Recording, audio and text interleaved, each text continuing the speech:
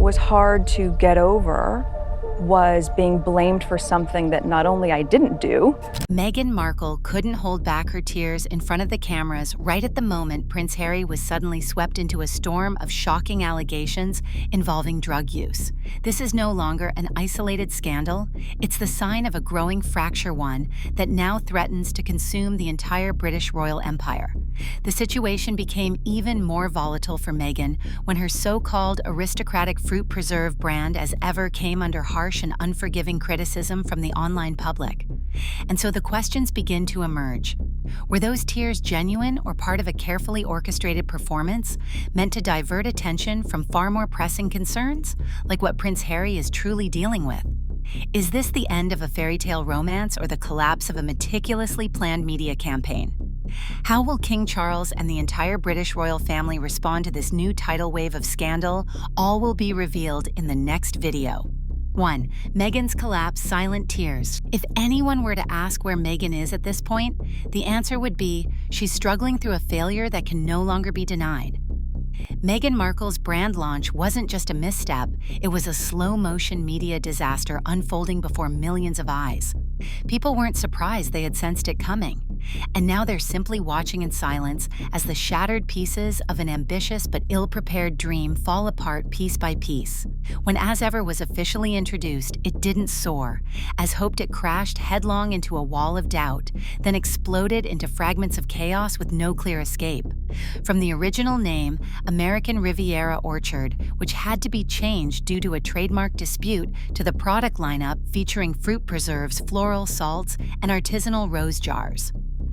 Everything shared one thing in common: they were bland, lacked distinction, and felt disconnected. The jam didn't pair with anything. The salt seemed misplaced with no obvious use.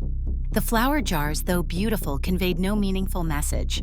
As a whole, it resembled a carefully painted canvas that was hollow inside, visually pleasing on the outside, but leaving no emotional impression within. The launch campaign generated no excitement. On the contrary, it felt like a failed landing. The website opened with a sold-out notice immediately, but that only raised suspicion. Was it an old marketing trick or just a technical glitch? No order confirmations were shared, no buzz was heard.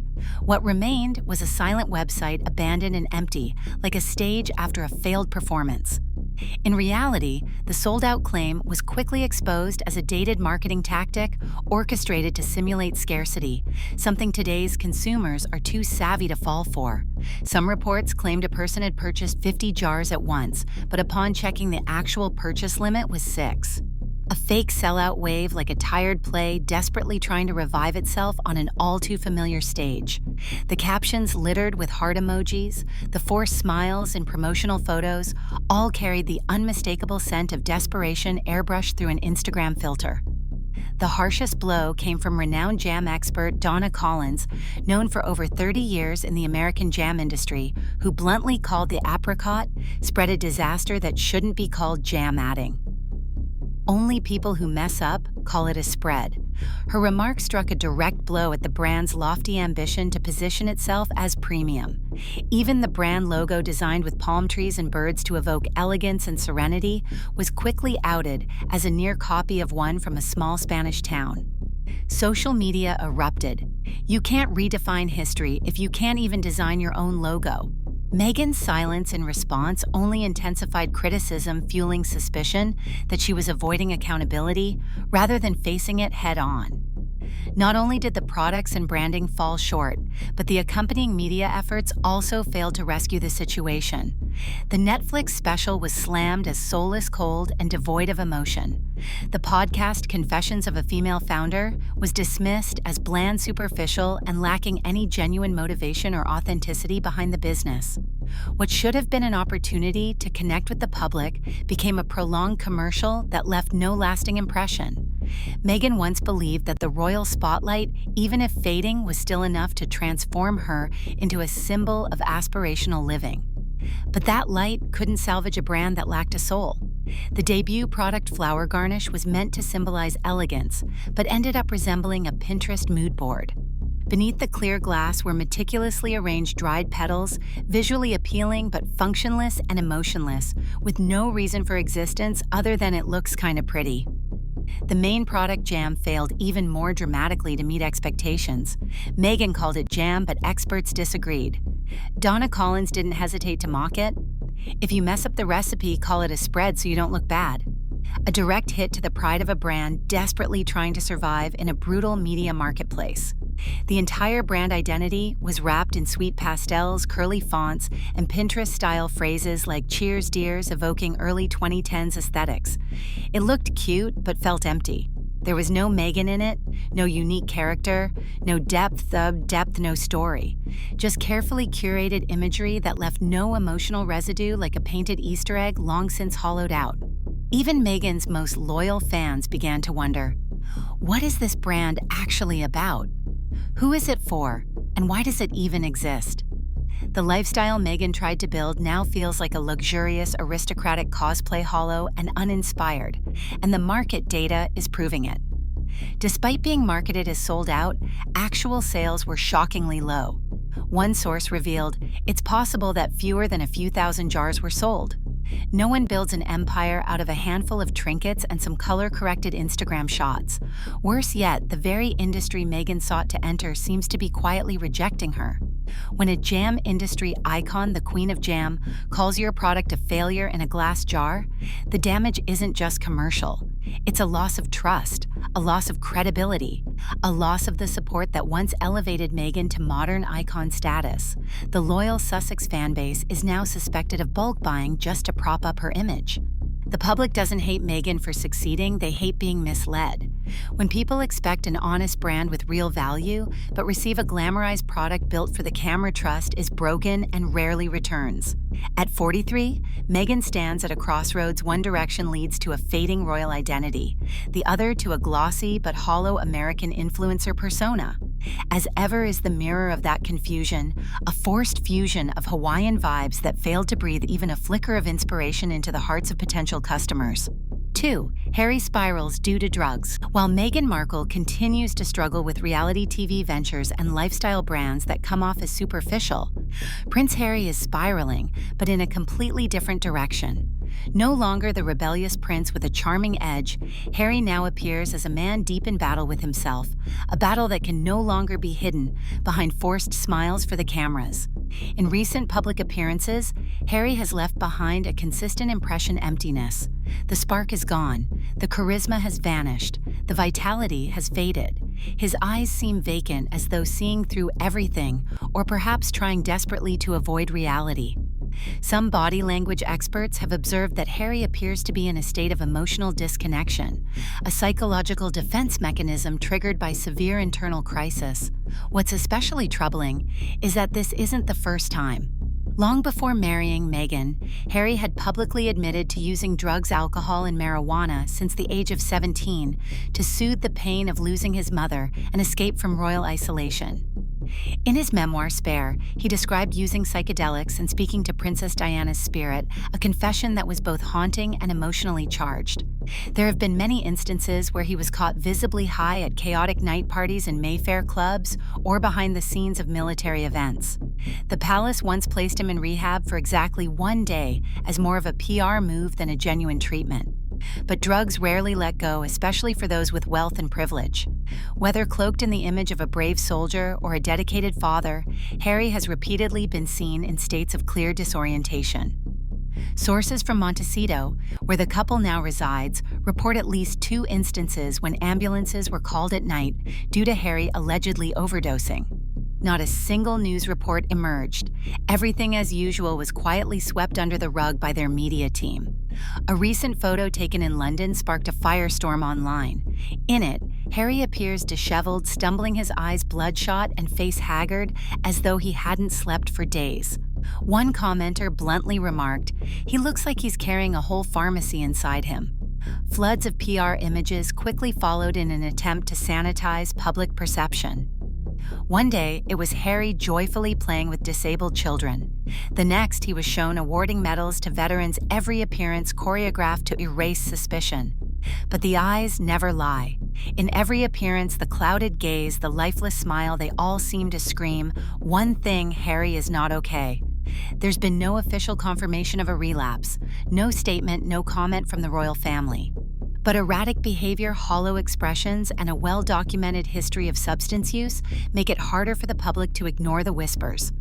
Especially since Harry himself once said, "Drugs help me see the truth. Every sign of instability is now scrutinized with surgical precision." Once Harry was a symbol of a prince who defied convention to live with purpose. Now he's withdrawn from major projects, rarely appears with Meghan, and seems lost even within the very world he chose over staying in the UK. Some have even said he's not addicted to substances, he's addicted to disappearing from himself. The bigger question still hangs. Right now, who is truly standing by Harry's side as Meghan focuses on cultivating her image as America's lifestyle queen? Is anyone actually seeing and trying to save the man quietly unraveling behind her? Harry's decline is no longer whispers in palace corridors. It's visible, clear, and public. The once energized speeches are now robotic recitations. The once defiant prince is now a slow, hollow man, wandering through a life that no longer feels like his own. And this isn't baseless speculation. Harry himself has written about using substances to feel nothing at all. He didn't want to feel the pain, the emptiness, so he chose to numb everything. A coping mechanism that more and more people believe is making a comeback. This is no longer a theory, it's a pattern, and this time there might be no one left to catch him. Royal analysts have begun piecing together the fragments. Why has he disappeared from public life? Why are there no deep interviews? Why are there no behind-the-scenes features like before? A healthy Harry wouldn't vanish like this. The current Harry, he's only seen through forced smiles and fleeting appearances. Everything feels overly polished and chilling in its artificial perfection. 3. The final line. King Charles is caught in the tragedy of a modern monarchy where the crown can no longer conceal the bleeding heart of a father watching his son spiral into darkness. To the public, he stands as the calm, unshakable symbol of royal resilience. But behind the gleaming lights and regal posture is a man grappling with the hardest question of his life: should he protect the monarchy's legacy or abandon the image to reach out and save a son free-falling from the very values he once helped uphold? As a sovereign, he cannot allow emotion to sway decisions tied to royal image and political consequence. But as a father, he cannot sleep soundly amid reports of Harry's declining mental state and suspected relapse. The boy who once held his hand at Diana's funeral is now a distant, suspicious man living across the ocean, estranged both in body and spirit. Behind the scenes, the palace had long activated its media machinery to shield Harry from public scrutiny.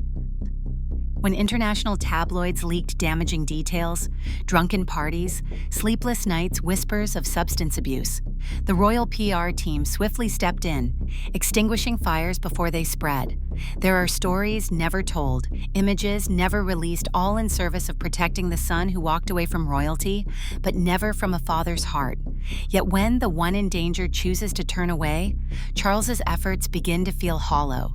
Harry relinquished his title, abandoned his duties, and in his memoir Spare publicly criticized his own father. Every line in that book was a blade carving into trust. While many expected a royal rebuttal, Charles remained silent, a silence both painful and merciful, as though quietly absorbing the wounds in place of his lost son. The dilemma lies here: he cannot intervene directly. He cannot order Harry home, nor compel him to seek help. All Charles can do is wait. Wait in helplessness and heartbreak, clinging to the faint hope that one day his son might turn back. His silence is not apathy, it's awareness that any move now could snap the last fragile thread binding a broken father-son bond. More troubling still, the fracture extends beyond family. It risks the long-term stability of the monarchy itself. William the eldest and heir to the throne is said to have cut ties with Harry entirely. And so Charles is left in the middle, trying to maintain a fragile equilibrium between two opposing forces, one rooted in duty, the other in paternal longing. Insiders now describe Charles as a gatekeeper standing watch at a dimming fortress. Each day, he opens the door hoping his wayward child might one day return. But that door has long since closed, and the father calling out through it receives only silence. Despite his efforts, private invitations, discreet phone calls, he's met with only cold distance and unspoken refusal. Perhaps the most painful part isn't the physical distance or the clashing beliefs. It's the fact that Charles still loves Harry with a quiet, unconditional love, like so many fathers who quietly hold space for their rebellious children. Behind diplomatic speeches, state visits, and polished ceremonies, there's a king staring at his phone deep into the night, waiting for a message that never comes. He waits not out of hope anymore, but because he simply doesn't know what else to do. After years of shielding Harry, Charles is now said to have drawn one final line. "You made this mess, and you have to clean it up. Not cruelty, but the exhausted boundary of a father stretched to his limit. He knows not every child finds their way back, and not even a king can rescue a son from the consequences of his own choices. Now he does the last thing a father can do, keep the porch light on, in case one day Harry remembers someone is still waiting, someone who never gave up." The pressing question is no longer whether Harry and Meghan will succeed in their business ventures. The more urgent, painful question is, does Harry have enough clarity left to pull himself out of the abyss he created? And as that answer remains elusive, another quiet concern creeps in: money. Though it was once announced that finances were severed, rumors persist that Charles still quietly supports Harry through a secret fund. If true, this may be the king's final gesture, not to fuel a media empire, but to keep the Sussexes from hitting rock bottom.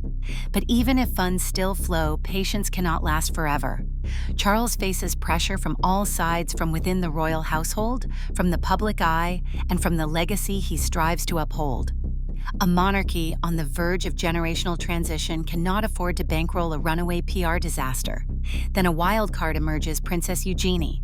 Once seen as the final bridge between Harry, Meghan, and the royal family, Eugenie suddenly reappears at Royal Ascot, not alone, but alongside Misha Nonu, Meghan's closest friend. A fleeting moment, yet enough to stir a media storm. Could Eugenie still be playing quiet mediator? If so, is the bridge she's trying to hold together strong enough to save a family on the brink of collapse? Or is it a thread pulled so tight it could snap at any moment? Instantly, the labels come: spy plant, double agent sent to monitor Meghan. But perhaps they are just overreactions to a single silent photograph. In truth, Eugenie has long walked a delicate line between loyalty to her bloodline and personal neutrality. Yes, she is Misha's friend, but she's also royal blood. Maybe all she's really doing is what many children in fractured families attempt: to maintain ties with both sides, refuse to choose, and quietly hope for peace in the midst of unrest. 4. Subtle manipulation, pushing a husband to the brink. Amid the storm of headlines and controversies, one figure remains silent: King Charles. Not out of ignorance, but out of genuine concern. His worry isn't focused on Meghan's stumbles in business or the shockwaves triggered by tabloid headlines. The matter that has kept the king up at night is Harry.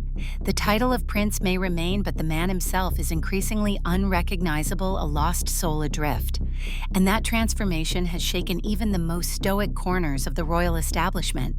From the moment Meghan Markle entered Harry's life, unease began to ripple through palace walls. It wasn't about her background or career, it was something far harder to grasp: a quiet, pervasive power. Meghan appeared to gradually widen the gap between Harry and those closest to him. Lifelong military friends, trusted royal advisors, one by one they were edged out of his orbit. In the end, only one voice remained at Harry's side: Meghan's. Many believe it was Meghan who orchestrated their exit from the royal family, a move that not only stunned the public, but stripped Harry of the traditional support that had anchored him. While inside the palace, he had people who helped stabilize his already fragile mental health, haunted since the loss of Princess Diana. But after the departure, he was adrift with no one to hold on to except Meghan. A chilling detail has surfaced from insiders on their wedding day. Meghan is rumored to have discreetly given Harry something allegedly to help him feel calmer and more easily influenced.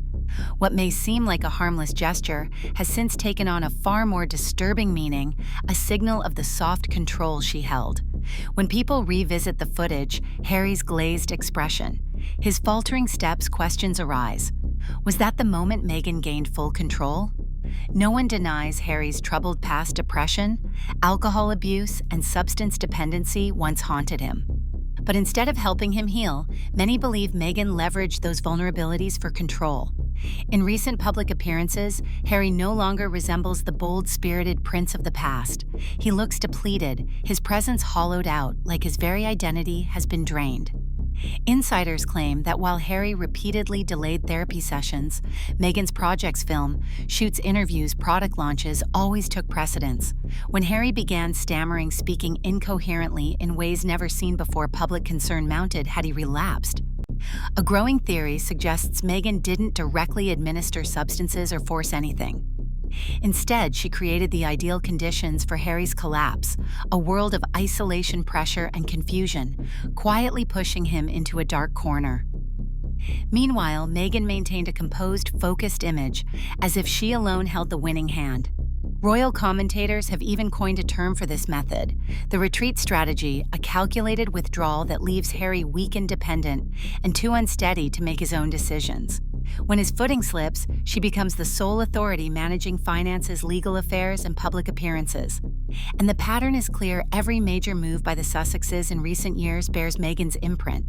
Most chilling is the sense that Harry no longer recognizes himself. His memoir, his speeches full of contradictions and disorientation, paint the portrait of a man who once commanded admiration for his clarity, now reduced to a shadow, fumbling through real life like a puppet. And many believe the one holding the strings is a wife who has always known exactly what she wants. As brands quietly distance themselves from Meghan, as her business ventures lose momentum, the deepest concern shifts back to Harry. If he no longer holds media value, will Meghan still need him? And if not, what becomes of the man once adored as Britain's beloved prince, now merely a fragile silhouette stumbling through a fog called control? 5. What must the power couple do now? At this point, the troubles Meghan Markle faces go far beyond a few jars of jam mocked by the public. She seems to have lost control over her own narrative. The media, once a sharp sword in her hands, has turned back on her, growing increasingly skeptical and scrutinizing with a cold gaze. Even the major publications that once praised her have begun to quietly back away. The once carefully curated story, once told like an inspiring modern saga, now feels flat. Every public statement seems pre-written and rehearsed.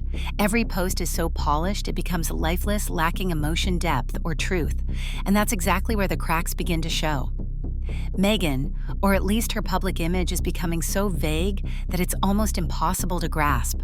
Who is she really? A scorned duchess, a wellness entrepreneur, a social activist, or merely a trendy influencer trying to sell overpriced jam and honey?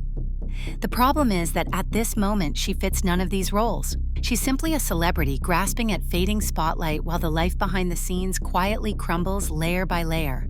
Perhaps it's time for both Meghan and Prince Harry to pause. Not to vanish forever from public view, but to take a breath, to step back and reflect on the trail of missteps they've left across international media. Every grand campaign Meghan has launched, from the now canceled podcast, the controversial lifestyle brand, to the Netflix documentaries mocked for self-glorification, all point to one truth: they are stumbling blindly in the dark without knowing where they're heading. Meghan still believes she is an icon, a woman who can shape lifestyle trends, lead social movements, and sell handcrafted goods at the price of a fine dining experience. But today's public no longer needs another icon. They crave sincerity. They want a reason to believe. And that doesn't come from luxury gift boxes sent to influencers accompanied by empty note cards. She doesn't need to prove that she's a queen of independence. What Meghan truly needs is to reconnect with the image of a real woman, someone who endured immense pressure, chose to leave. The royal family became a mother, stumbled, and is now trying to rise again. If Meghan tells that story simply without embellishment, then her failures could become her most powerful tool to rebuild public trust. As for Harry, his silence grows increasingly troubling. He's no longer the beloved rebel prince, but rather a man seemingly lost in his own life. Vacant eyes, sluggish expression, awkward gestures that prompt many to quietly wonder, is Harry okay? The rumors of relapse, though unconfirmed, spread quickly because to many they seem plausible. They see the way he carries himself and can't help but suspect something is wrong. If Harry truly is struggling with addiction, then the bravest thing he can do now is not remain silent, but to confront it publicly and honestly. Not to satisfy public curiosity, but to begin a genuine journey of healing. The world doesn't need a perfect prince. It may need someone who once fell, once broke, but had the courage to get back up. And no one but Harry can tell that story with the raw truth and emotional weight it deserves. He could become a leading voice in campaigns for mental health awareness and addiction recovery, not through hollow slogans, but through the lived reality of his own battles. That would be his most meaningful pivot from victim to guide.